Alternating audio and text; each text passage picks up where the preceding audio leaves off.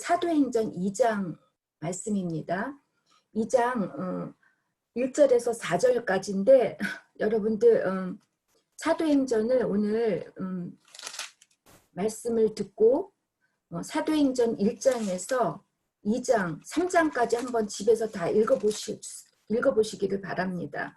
제가 성경을 읽을 때 많이 울었던 장면 중에 하나가 사도행전을 읽을 때였는데 여러분들 사도행전 한번 읽어보세요.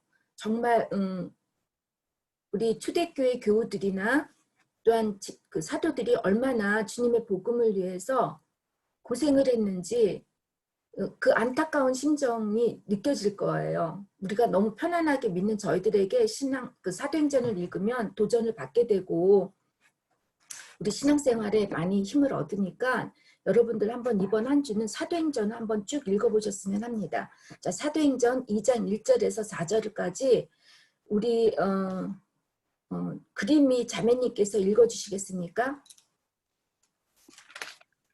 오순절 날이 이미 이름에 그들이 다 같이 한 곳에 모였더니 호련히 하늘로부터 급하고 강한 바람 같은 소리가 있어 그들이 앉은 온 집에 가득하며 마치 불의 혀처럼 갈라지는 것들이 그들에게 보여 각 사람 위에 하나씩 임하여 있더니 그들이 다 성령의 충만함을 받고 성령이 말하게 하심을 따라 다른 언어들로 말하기를 시작하니라. 아멘. 여러분 해마다 5월 셋째 주나 넷째 주일이 교회의 주요 절기의 하나인 성령 강림절로 지키는데 주님께서 부활하시고 약속하신 성령님이 오순절에 임하셨다고 해서 또 오순절이라고도 하고 성령 강림절이라고 하는데 이 성령 강림절은 교회사적으로 매우 중요합니다. 성삼위일체의 삼위이신 그 성령 하나님께서 하나님의 자녀들 가운데 함께 하시기 위함이고 그 신약시대에 교회의 탄생이 이루어진 날이기도 합니다. 또한 우리 신앙인들이 복음을 증거하는데 필요한 은사와 능력을 공급받는 날이기도 하지요. 그런데 안타깝게도 세상의 많은 교회들이 이런 초대교회의 모습과는 전혀 다르게 변질되어 가고 세속화가 되어 가고 있습니다. 또 강단에서 설교하는 그 말씀은 이미 힘을 잃어버려서 교회나 목회자들이 많은 세상으로부터 조롱을 받기도 합니다. 제가 지난주 수요일날 이제 독일교회에서 목회자들 회의를 하는데 저희들 각 교회들이 이제 교회들마다 지금 한 3년 됐을 거예요. 리겐샤프트 프로젝트라는 거를 하고 있는데 그것이 뭐냐면은 이제 2030년부터 독일 교회는 종교세를 낼 수 있는 사람들이 많지 않다라는 거예요. 인구 변화와 또 인구 감소로 인해서 많은 사람들이 종교세를 내지 못하기 때문에 독일 교회가 이제 운영하기가 쉽지가 않아서 각 교회들이 갖고 있는 건물들을 이제 청산하는 거예요. 또 부지나 이런 것들을 청산하면서 한 교회로 이제 중심을 만드는 과정인데 이 프로젝트를 사실 3년 동안 준비했어요. 그 3년 동안 준비하면서 시간은 물론이고 경제적 그 비용도 엄청나게 들었는데 갑자기 그 란데스키르히라고 하죠. 그 교회에서 주교회 교의회에서 결정하기를 모든 프로젝트를 중단하라는 것이었어요. 왜냐하면 이 코로나 사태로 인해서 앞으로 이 독일교회가 물론 한국교회도 그렇지만 많은 사람들이 이제 교회에 다닐 필요성을 못 느낄 거라고 생각하고 그렇게 되다 보면 많은 교인들이 이제 탈교회화가 되면서 종교세를 내지 않기 때문에 재정적으로 이것을 감당할 수 없을 거라는 생각 때문에 이제 모든 프로젝트를 중단하고 이 코로나 사건 이후로 어떻게 변할지 지켜보라는 거예요.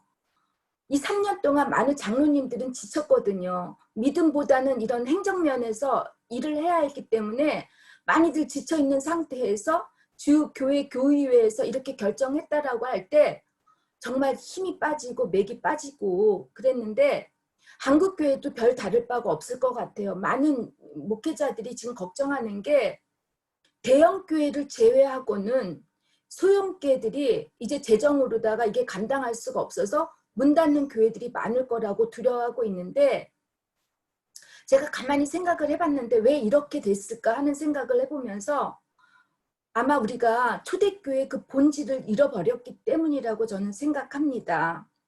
그 초대교회에 그 일어나는 일들, 정말 우리 교회처럼 작은 교회들이 모여서 가정에서부터 시작했던 교회들, 또 사도행전 2장을 보면 베드로가 한 번에 설교를 했을 때 베드로가 어부였어요. 배운 것도 없었는데 베드로의 설교 내용은 예수님 복음밖에 없었는데 이 복음을 듣고 3,000명, 5,000명이 한꺼번에 복음을 받아들인 이 초대교회의 본질을 잃어버렸기 때문에 많은 교회들이 코로나 사태를 걱정하고 염려하고 있다는 것입니다.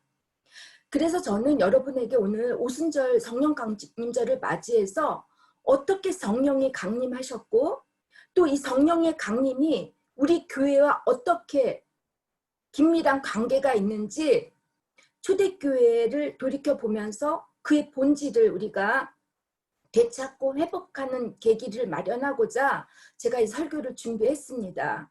그리고 여러분들 제 설교를 듣고 부족한 것이 많지만 주님의 부활을 여러분 경험하셨다면 이제 성령님의 충만함을 경험하시고 우리가 신앙인으로서 이 땅에 살면서 승리하시기를 바랍니다.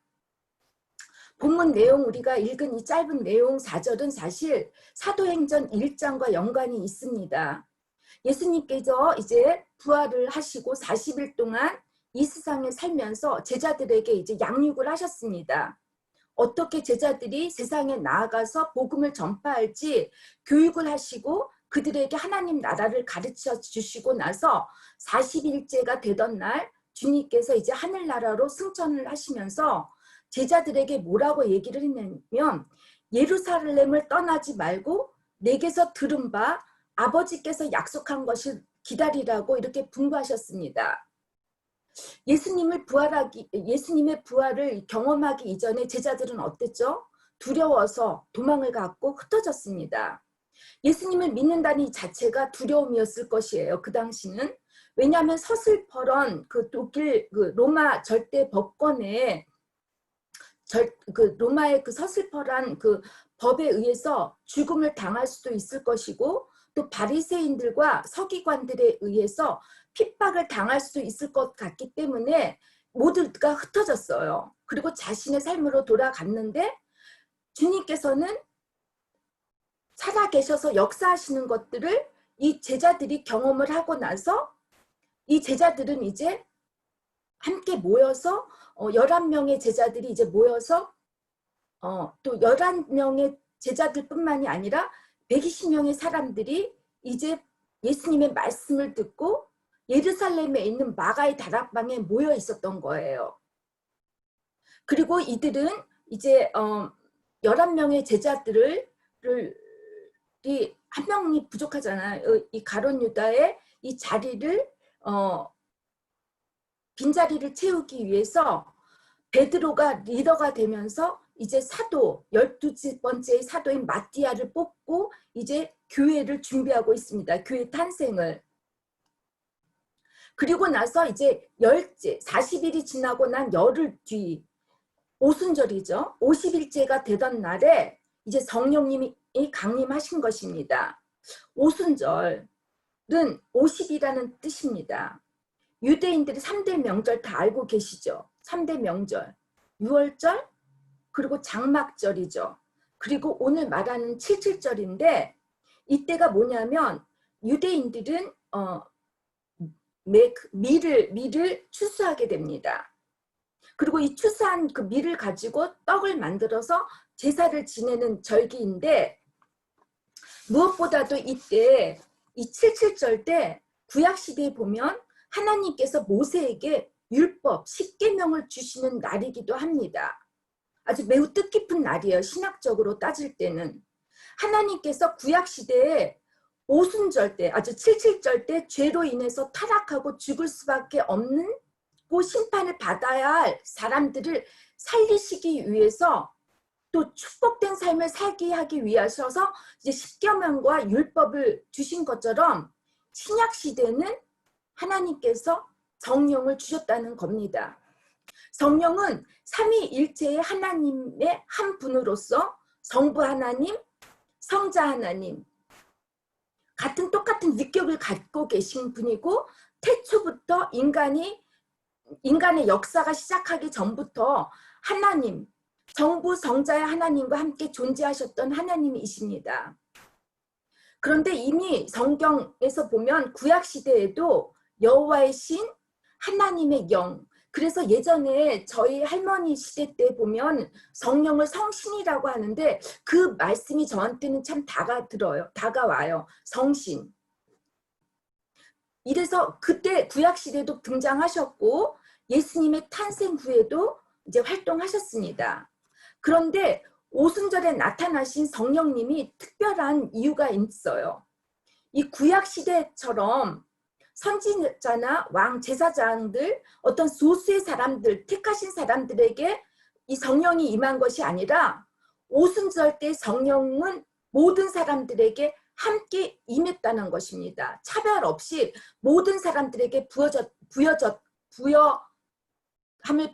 부여를 주셨다라는 것입니다. 제가 죄송해요. 이번 주 독일말을 너무 많이 해가지고 한국말 하는 게 제가 진짜 너무 부담이 가요. 죄송합니다. 지금까지 성령님은 예수님의 구원의 사역을 돕는 역할을 하셨다면 오순절 이후 성령님은 사도들과 교회를 통해서 예수님의 구원의 완성을 확장하기 위해서 주님께서 부어주신 것입니다. 오순절 이후 성령님은 보혜사가 무슨 뜻이죠? 보혜사? 파라클레테라는 말인데 이거는 곁에 있다, 함께 하다라는 뜻이에요. 그래서 이 보혜사 성령, 예수님께서 이 보혜사 성령님을 우리에게 보내주신다고 약속하셨고 그 보내주신 그 보혜사 성령님은 하나님의 자녀인 우리들과 함께 하시고 우리들 마음에 거하셔서 우리의 연약함을 도우시고 친히 기도해 주시고 위로해 주시고 행할 바를 지도해 주시고 하나님의 사랑을 마음에 부어 주셔서 하나님 뜻대로 행하는 자가 되도록 인도해 주시는 것입니다. 말하자면 성령님은 우리의 코칭이, 모티베이션이 될 수가 있습니다. 한마디로 성령은 하나님의 자녀들이 죄로 인하여 이탈하지 않고 진리 가운데서 잘 살 수 있게 인도해 주시는 분이십니다. 오순절의 성령 강림이 왜 교회의 역사에 중요한지 바로 1절 말씀에 있습니다. 예수님의 말씀에 순종해서 예루살렘을 떠나지 않고 한 곳에 모여 기도하고 있었을 때라고 성령의 역사가 일어났다고 누가는 기록하고 있습니다. 사도들을 포함해서 120명이 한 곳에 모였던 것은 예수님께서 약속하신 성령을 받기 위해 기다릴 수도 있었겠지만 이들 혼자서 예수님을 믿고 진리 가운데 거할 수 없음을 절실히 깨달았기 때문이었을 것입니다. 여러분, 세계의 주요 종교에서는 개인의 수행을 통해서 깨달음을 얻고 선을 행함으로써 구원을 받는다고 해요. 특히 불교에서는 인간의 고통과 아픔은 자신이 저지른 이런 업보에 의해서 끊임없이 윤회하기 때문에 이 윤회를 멈추기 위해서는 수행을 통해서 자신 스스로가 부처가 돼야 된다고 이렇게 가르치고 있습니다. 유대교도 마찬가지고 또한 이슬람교도 마찬가지로 토라나 그 알라가 준 법전을 뭐라 그러죠? 지금 생각이 안 나는데 그 알라가 준 그 법전을 통해서 코란을 통해서만이 이 코란을 지켜야지만 구원을 받는다고 합니다. 인간의 노력과 의지를 통해서만이 구원을 받는다고 하는데 여러분 정말 그러십니까? 어떤 정치가가 한국에서 이런 말을 했다고 해요. 여러분 아십니까?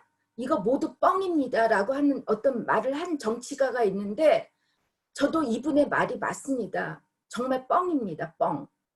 죄를 우리가 전혀 짓지 않고 완전히 선을 이룰 수 있는 사람들은 아무도 없습니다. 우리가 말씀대로 살고 여러 가지 우리가 행한다 해도 우리는 죄를 지을 수밖에 없습니다. 혼자 수행하고 깨달음을 얻지 못해서 불교도 여러분 요즘 보면은 셀 모임도 있고 함께 그 예배 예불 같은 거를 드리지 않습니까? 우리 주님은 우리가 혼자서 이렇게 신앙생활을 하는 것이 어려운 것을 알고 계셨습니다. 그리고 구원의 문을 모든 사람에게 열려주시는 그 하나님의 사랑을 복음을 알리기 위해서 공동체가 필요하다는 것을 아시고 이렇게 오순절에 성령님을 보내주신 것입니다. 여러분 아무리 잘 타는 장작불도 하나하나 헤쳐놓으면 쉽게 쉽게 꺼져버리듯이 우리의 신앙도 공동체와 함께하지 않을 때 쉽게 꺼져버리게 되는 것입니다. 이렇게 초대교회 탄생은 함께 모여 기다리라고 하신 주님의 말씀에 순종할 때 성령님의 강림이 임하고부터 이제 시작되었습니다. 저는 설교를 이렇게 준비하면서 어제 이제 기차를 타고 오는데 정말 피곤했거든요. 12시가 다 돼서 혼자 기차에 사람들도 없었어요.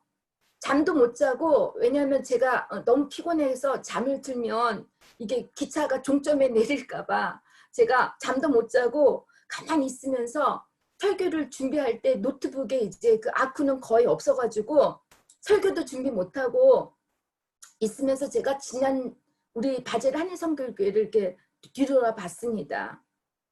요즘 키 말씀이 에스겔이잖아요.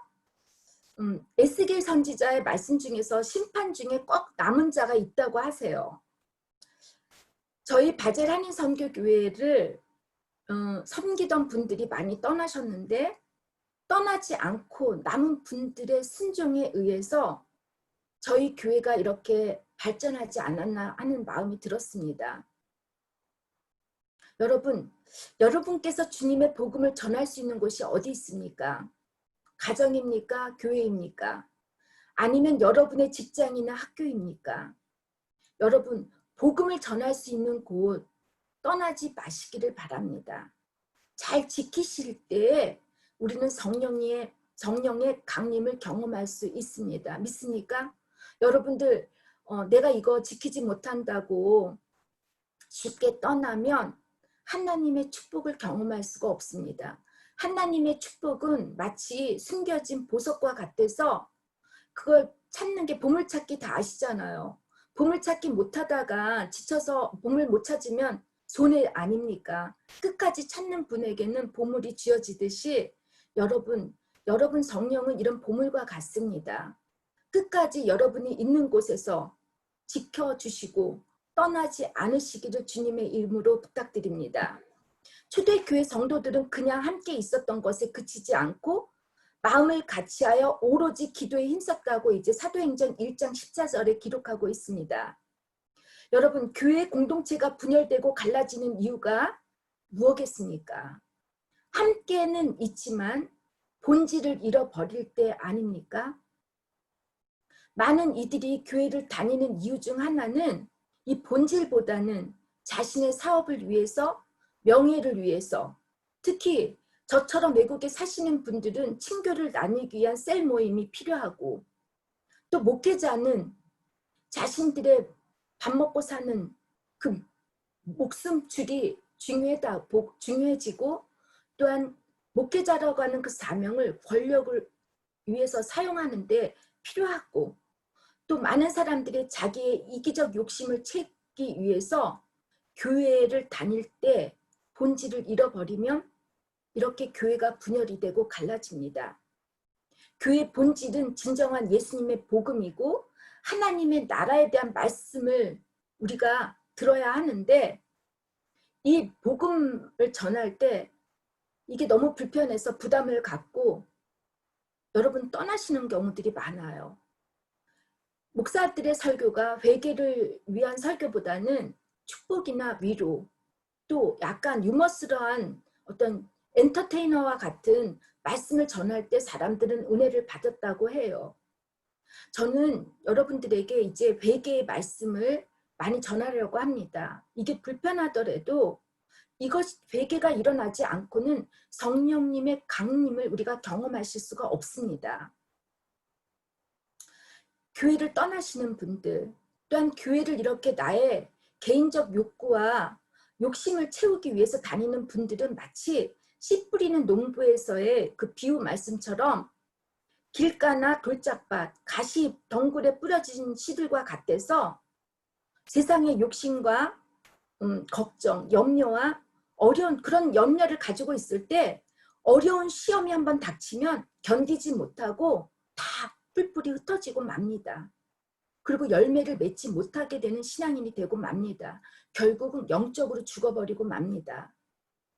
교회도 마찬가지로 좋은 밭이 되지 못할 때 열매를 맺지 못하고 도리어 세상의 조롱거리가 되고 정말 슬프게도 하나님의 복음에 방해가 되는 것이 다른 사람이 아니고 다른 단체가 아니고 바로 교회가 된다라는 것입니다.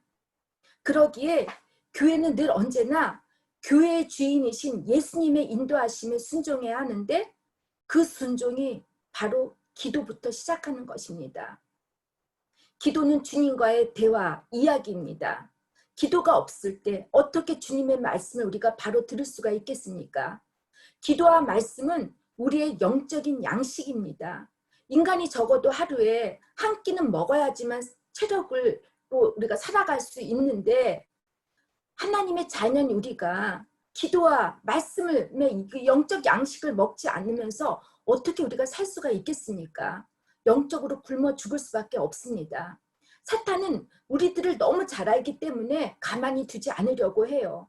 어떻게 해서든지 하나님과의 그 밀접한 관계를 떼어놓으려고 그리고 죄의 사망으로 우리를 인도하려고 사탄은 호시탐탐 누리고 있습니다. 여러분들이 기도와 말씀에 올인하고 있을 때 또 그렇지 못하고 있을 때 여러분들 어떤 현실이 일어나는지 여러분들 다 경험했을 거예요. 조금이라도 저도 기도를 안 하고 말씀을 보지 않으면 저도 금방 인간인 저의 모습이 나와서 죄를 짓고 말게 됩니다. 그런데 초대교회 성도들은 이렇게 한 사람 한 사람이 죄를 지을 수밖에 없고 넘어질 수밖에 없기 때문에 함께 모여서 한 마음으로 기도할 때 성령님께서 임하셨다는 것입니다. 성령님이 어떻게 강림하셨는지 2절과 4절에서 보니까 우선 3가지 징표로 나타나셨다고 해요. 첫째, 바람으로 나타났다고 하죠. 이 바람은 어원적으로 볼 때 그 영이라는 단어 퓨니마에서 나왔어요. 이 퓨니마는 푸노에와 연관이 있어요. 이것이 바람이라는 뜻인데 우리 신약에서 보면 예수님께서 니고데모에게 거듭남을 말씀하셨을 때 바람이 어디로 가는지 너희들은 알지 못한다고 말씀했어요. 이와처럼 성령님이 어디에서 오고 어디에서 가는지 아무도 알지 못한다고 했고 구약 성경에서도 하나님의 임재를 바람으로 표현한 적도 있습니다. 예를 들면 여러분 우리가 모터가 없는 배, 그 제겔이라고 그러죠. 이 돛을 달고 항해를 한다고 생각해요. 근데 이 돛을 달고 항해를 할 때 바람이 없으면 배는 꼼짝하지 못합니다. 그냥 바다에 머물 수밖에 없습니다. 항해를 전혀 할 수가 없어요. 마찬가지로 우리가 신앙생활을 할 때 성령님의 도움이 없이는 우리가 앞으로 나갈 수가 없어요. 하나님의 영이신 성령을 통해서 우리가 그 기운을 받고 힘을 받아서 우리가 믿음을 잃지 않고 신앙생활을 할 때 이게 필요하다는 것입니다. 여러분 우리 모두는 함께 배를 탄 우리 공동체, 그러니까 우리 모두가 함께 배를 탄 것과 같습니다. 우리는 분명히 함께 이 배를 타고서 하나님의 목적지인 곳을 우리는 같이 항해해야 합니다. 그런데 성령님이 없이는 우리 교회에 성령님의 임재가 없이 우리가 같은 마음으로 같은 곳을 바라보고 갈 수가 없습니다. 왜냐하면 성령님 없이는 우리 각자가 목소리가 다들 개성이 강해서 언젠가는 배가 산으로 갈 수가 있기 때문입니다. 자, 둘째, 성령의 증표는 불의 혀처럼 갈라진다고 했습니다. 불이 타는 모습이 마치 불의 혀와 같다고 성령을 이렇게 상징적으로 표현하지만 구약시대에서의 그 불은 하나님의 전능하심의 능력이 모든 더러운 것을 깨끗하게 하심을 상징했고 무엇보다도 불은 심판을 의미했습니다. 불의 혀처럼 갈라지는 것을 그들에게 보여 각 사람 위에 임했다고 하신 말씀은 이미 구약시대 선지자 요엘을 통해서 말씀하신 것을 이제 성취하신 것입니다. 요엘서 2장 28절에 30절을 보면 그 후에 내가 내 영을 만민에게 부어주리니 너희 자녀들이 장래일을 말할 것이며 너의 늙은이는 꿈을 꾸며 너의 젊은이는 이상을 볼 것이며 그때 내가 또 내 영을 남종과 여종에게 부어줄 것이며 내가 이적을 하늘과 땅에 베풀리니 곧 피와 불과 연기 기둥이라고 하셨습니다.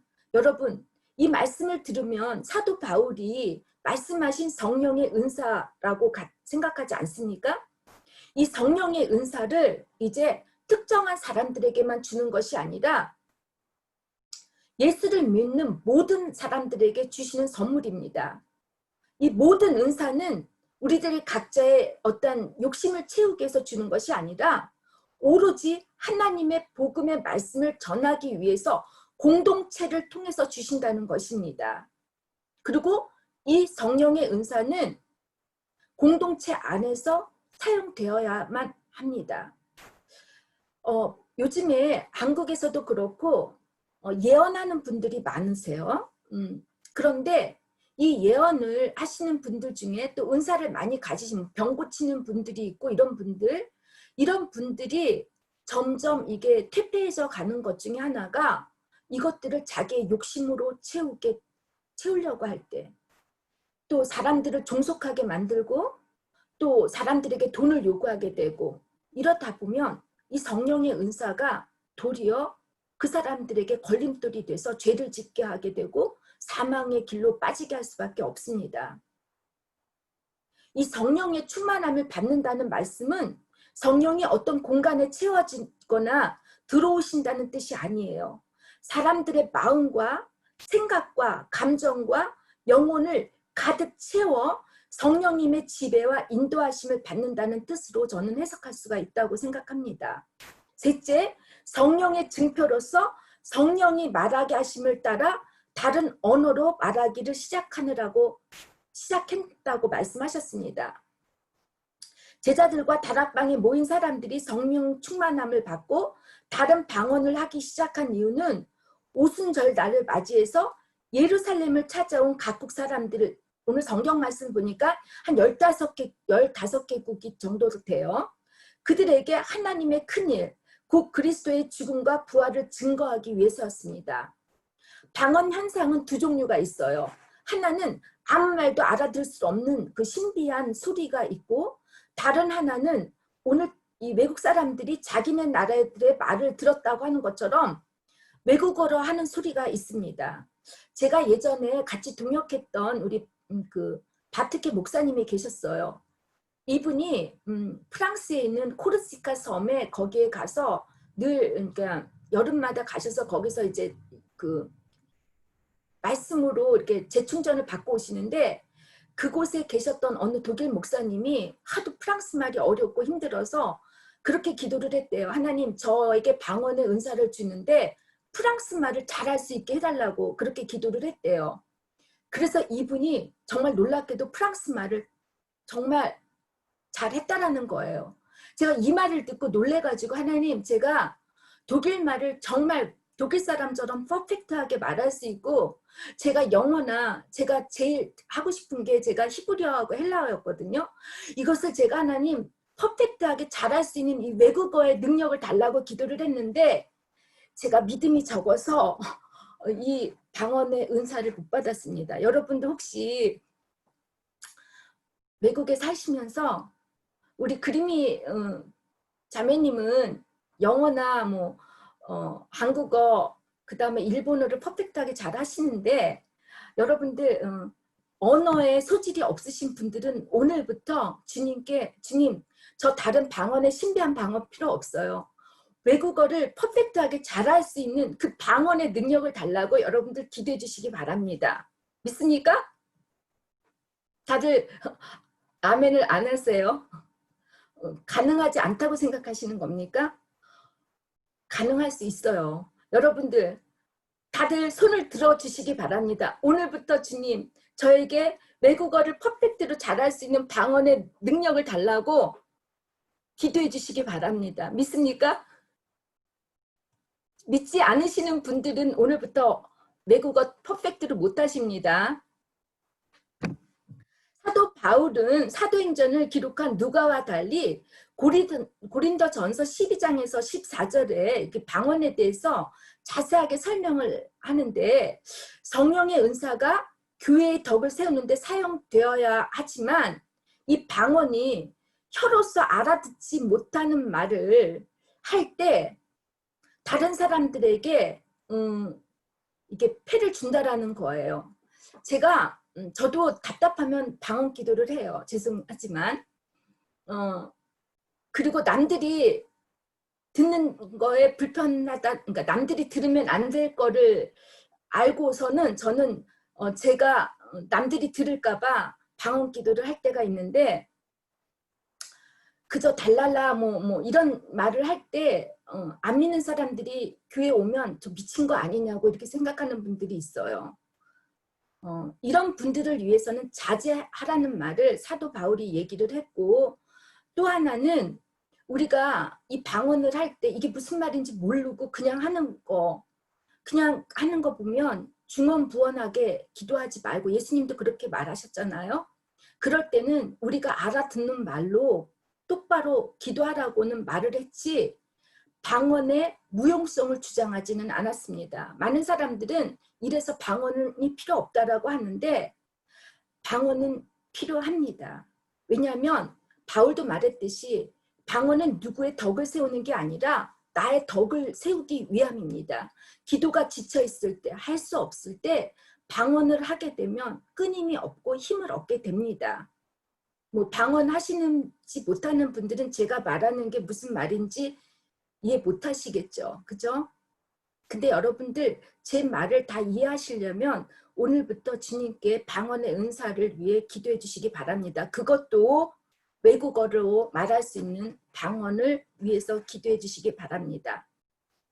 아무튼 그런데 이 핑스트 게마인데라고 해요. 독일에서 오순절 게마인데라는 그런 거나 또한 신사도의 운동들을 보면 이 성령의 은사들, 특히 방언들을 되게 중요시 여겨서 방언을 하지 못하는 사람들을 되게 차별을 하고 성령 세례를 못 받았다고 이렇게 하는 분들이 있어요. 이건 전혀 맞지가 않아요. 성령의 은사들은 방언이나 모든 것들도 중요하지만 성령의 은사 중에 가장 중요한 은사는 사랑이에요. 그리고 이런 모든 은사들은 복음을 위해서 또 하나님의 교회의 덕을 세우는 데 필요하기 때문에 여러분들 내가 정말 교회에서나 내가 복음을 위해서 이런 능력이 필요하다고 하실 때 주님께서는 여러분에게 이런 성령의 은사들을 부어주실 줄 저는 믿습니다. 여러분들 이상하지 않습니까? 창세기 11장에서 보면 창세기 11장에서는 바벨탑 사건이 나와요. 죄송해요.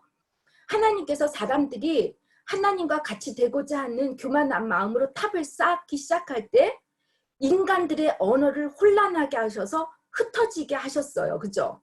그런데 왜 오순절에는 성령 강림으로 사람들을 모으라고 하셨고 다른 방언으로 하나님의 큰 일을 증거하게 하셨을까 궁금하지 않으세요? 안 궁금하신가 봐요. 저 외에는. 여러분 바벨탑에서 사용한 인간의 언어는 절대 욕망의 권력의 언어입니다. 하나님이 커져야 할 곳에 물질을 어떤 정치적 이념이나 종교적 교리를 올려놓으려는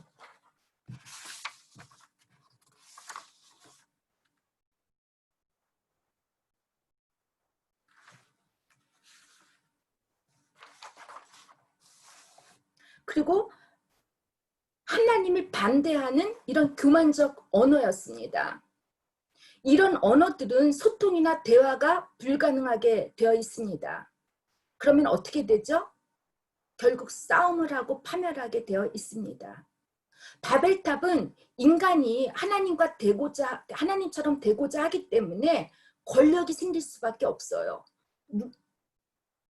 그렇기 때문에 이 권력을 누리는 곳에서는 항상 분열이 일어나게 마련입니다. 교회도 마찬가지예요. 목회자 한 사람이 권력 욕심을 갖게 되면 그 교회는 공동체는 파멸하고 말게 됩니다. 그러나 오순절을 통해서 하나님께서 우리에게 다양한 언어를 주셨는데 이 언어는 예수님의 복음을 전할 수 있는 소통의 언어를 주신 거예요. 고통을 받는 이웃들에게 우리가 사랑의 언어를 통해서 고통받는 이웃들에게 위로와 그 다음에 예수님의 사랑을 전하라고 주신 언어입니다. 이 다양한 언어들이 성령의 충만함을 받을 때 불협하지 않고 아름다운 소리로 들릴 수 있는 것입니다. 오늘 성령 강림절을 맞이해서 여러분들은 사람의 영혼을 살리는 성령의 언어를 사용하시고 있는지 아니면 다른 사람의 영혼을 죽이는 바벨의 언어를 사용하시고 있는지 한 번쯤 뒤돌아보셨으면 합니다. 서 있는 자들은 언어를 막 사용할 수가 있습니다. 우리 정 집사님은 회사에서 높은 분이시기 때문에 부하들을 대할 때 우리 정 집사님은 되게 온유하셔서 그렇지 않으신 분인 줄 아는데 많은 사람들은 권력이 있게 되면 언어들을 함부로 난무합니다. 권력이 이미 들어갔기 때문이에요. 여러분, 우리 언어를 한번 이 시간 다시 살펴보시기 바랍니다. 그 권력이 어디에 있죠? 부모님인 엄마와 아빠가 아닙니까? 아이들을 향해서 엄마라고 하는, 아빠라고 하는 이 힘, 사랑을 줘야 되는데 이 힘을 가지고 우리는 권력을 사용해서 아이들에게 너무 상처 주는 말을 많이 합니다. 안 그래요? 여러분들은 다 아니실 줄 믿습니다. 여러분, 언어는 우리의 믿음을 비춰주는 거울입니다. 야고보서에서 보면 이 야고보서는 무엇보다도 이 무절제한 혀에 대해서 많은 경고의 말씀을 해요. 아무리 신앙이 좋고 아무리 기도 생활을 많이 하고 말씀을 안다고 해도 이 혀에 절제가 없고 경건이 없으면 야고보서는 이런 사람들을 죽은 믿음이라고 가짜 믿음이라고 했습니다. 야고보서에 보면 누구든지 스스로 경건하다 생각하여 자기 혀를 재갈 물리지 아니하고 자기 마음을 속이면 이 사람의 경건은 헛된 것이라고 했습니다. 생각나는 대로 말하고 감정에 이끌려 막말을 하는 사람이 되지 않기를 여러분 부탁드립니다. 특별히 가족이라고 해서 또 가까운 사람이라고 해서 입에서 나오는 말을 다 하고 상처를 주고 아픔을 주지 말기를 바라요. 저도 이번에 말씀을 준비하면서 목회자이기 때문에 거의 주는 입장에 있어요. 제가 늘 수평적 입장에 있으려고 노력을 해요. 또 선생님이기 때문에 학교에서 아이들을 가르칠 때 명령적인 언어를 해요. 독일에서의 선생님들의 언어들이 있어요. 이 악센트 톤이. 딱 명령이 간단해요. 톤이 세요. 저도 그런 언어를 많이 사용해요.